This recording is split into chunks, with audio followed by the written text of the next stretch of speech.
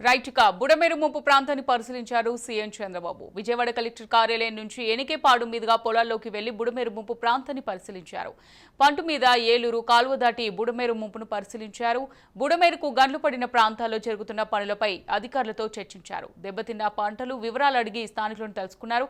ఇవాళ సాయంత్రం వరకు బుడమేరు ముంపు ప్రాంతంలోనే ఉండనున్నారు. కాగా ఇటీవల కురిసిన భారీ వర్షాలకు కృష్ణమ్మ ఉగ్రరూపం దాల్చడంతో బుడమేరు వాగు ఉప్పొంగి విజయవాడ నగరం మొత్తం నీట మునిగింది. దీంతో ముంపు గ్రామాల బాధితులు తీవ్ర ఆందోళన చెందుతున్నారు. సర్వం కోల్పోయిన మమ్మల్ని ప్రభుత్వమే ఆదుకోవాలని వారు వేడుకుంటున్నారు.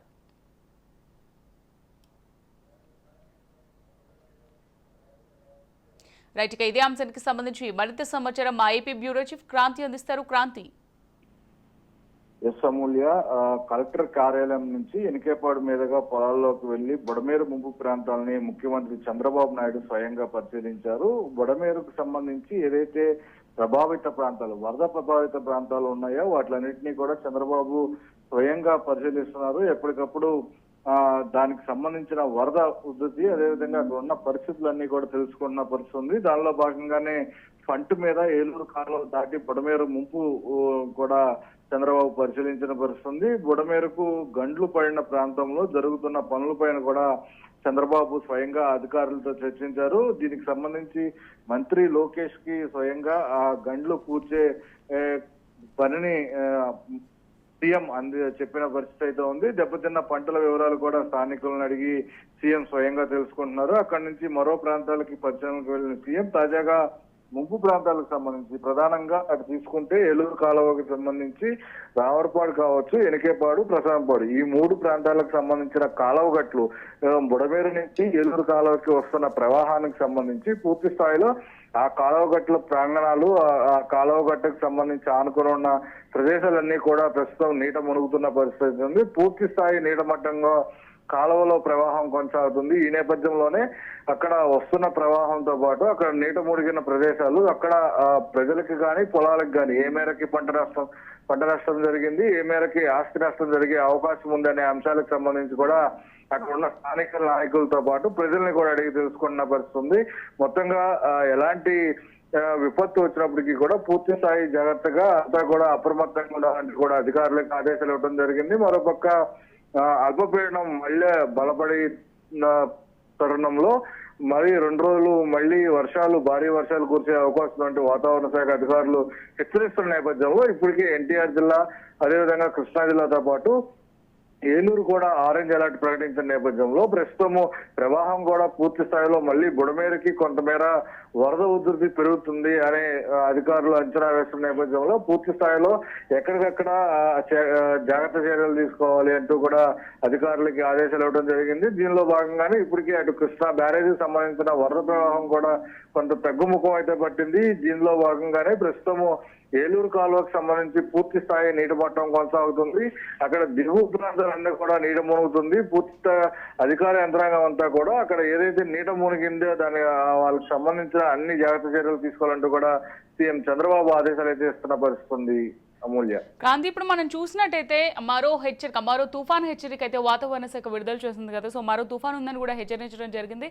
సో మరి ఆ తుఫాన్కి సంబంధించి మరి దానికి ముందే సహాయక చర్యలు ఏ విధంగా తీసుకుంటున్నారు అనుకోవచ్చు?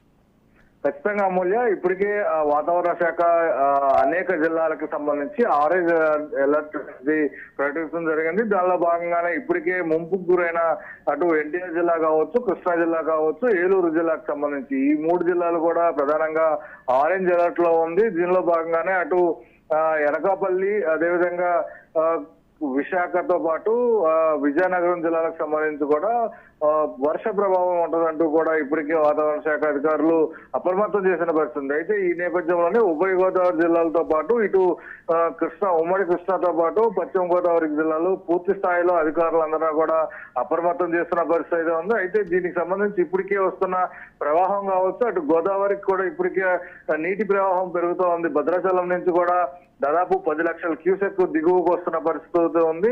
దానిలో భాగంగానే ఇక్కడ బుడమేరు మున్నేరు వాగు కూడా మళ్ళీ ఉధృత పెరుగుతుందంటూ కూడా అధికారులు అంచనా వేస్తున్న నేపథ్యంలో రాబోయే 2 రోజులు 3 రోజులు కూడా కొంత కీలకంగా ఉండే అవకాశం అవుతుంది. ఎందుకంటే ఇప్పటికే బంగాళాఖాతంలో అల్పపీడనం బలపడుతూ వస్తుంది. ఈ క్రమంలోనే అది బలపడితే ఖచ్చితంగా వాయుగుండంగా మారే అవకాశం ఉంది. దీని ప్రభావం పూర్తిగా కోస్తా మీద మళ్ళీ ఈ ప్రభావం పడే అవకాశం అయితే ఉంది. మోస్తారు నుంచి భారీ వర్షాలు కురిసే అవకాశం అంటూ కూడా ఇప్పటికే వాతావరణ శాఖ అధికారులు అయితే హెచ్చరిస్తున్న నేపథ్యంలోనే ఒకవేళ అటు తెలంగాణలో భారీ వర్షాలు కురిస్తే కనుక మళ్ళీ మున్నేరుకు సంబంధించి వరద ప్రవాహం పెరిగే అవకాశం ఉంది. ఇప్పటికే 15,000 క్యూసెక్ ఉన్న కెపాసిటీకి సంబంధించి గత వారంలో దాదాపు 40,000 క్యూసెక్ రావడం వల్లే ఇటు విజయవాడలో అనేక ప్రాంతాల్లో ముంపుకు గురైన పరిస్థితుంది. గండ్లు పడటం వల్ల మళ్ళీ ఒక గండి పూడ్చిన నేపథ్యంలో ఇంకొక 2 గంటలు కూడా గండ్లకు సంబంధించి పూడ్చే అందుకు అధికారులు ప్రయత్నిస్తున్న పరిస్థితుల్లో కొంత వాతావరణం కూడా అనుకూలించిన నేపథ్యంలో ఆ గంటలు కూడా పూర్చేందుకు అధికారులు అయితే ప్రయత్నిస్తారు. ఈ నేపథ్యంలోనే పూర్తి స్థాయి జాగ్రత్త చర్యలు తీసుకోవాలంటే కూడా ఇప్పటికే సీఎం చంద్రబాబు సమీక్ష సమావేశం నిర్వహించారు. దాంతో పాటు ఉప ముఖ్యమంత్రి పవన్ కళ్యాణ్ కూడా దీనిపైన ఇప్పటికే అటు రాజమండ్రి తూర్పుగోదావరి జిల్లాల కలెక్టర్ తో ఇప్పటికే ఉప ముఖ్యమంత్రి పవన్ కళ్యాణ్ కూడా మాట్లాడటం జరిగింది.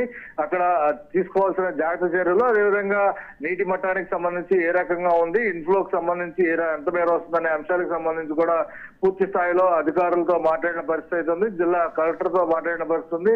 ఎప్పటికప్పుడు వచ్చిన వాతావరణానికి అనుగుణంగా వచ్చే ఇన్ఫ్లోలకు సంబంధించి వచ్చే వరద ఉధృతిని అంచనా వేస్తూ ప్రజల్ని అప్రమత్తం చేయాలి. అదేవిధంగా పూర్తి స్థాయి ఈ చర్యలు అయితే తీసుకోవాలంటూ కూడా అధికారుల్ని ఆదేశించిన పరిస్థితి అయితే ఉంది.